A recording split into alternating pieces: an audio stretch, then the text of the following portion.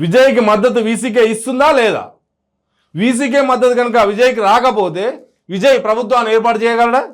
దీనికి చాలా కారణాలు పెడుతున్నారు.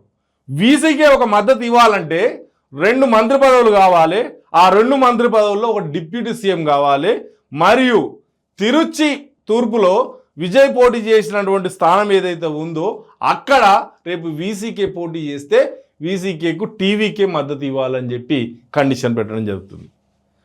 ఒక మంత్రి పదవి ఇస్తాము మీరు మద్దతు ఇవ్వండి అంటే ససేమిరా అంటున్నారు. డిప్యూటీ సీఎం కావాల్సిందే అంటున్నారు. ఇలాంటి తరుణంలో ఇక్కడ పొత్తు కుదురుతుందా? ఈ సంకీర్ణానికి ఒక పరిష్కారం దొరుకుతుందా? అసలు ఏం జరుగుతుంది? నిజానికి విజయ్ ప్రజాభిమానంలో గెలుపొందిండు, ప్రజల మదిలో గెలుపొందిండు, ప్రజల యొక్క మనసులో పదిలమైన స్థానాన్ని పొందిండు. కాబట్టే 107 సీట్లు ఏదైతే ఉన్నాయో విజయ్కి ఇచ్చారు. మరి అక్కడ జరుగుతున్న ఒక 5 దశాబ్దాల చరిత్రకు తిరుగులేని చరిత్ర రాసినటువంటి విజయం విజయ్ది.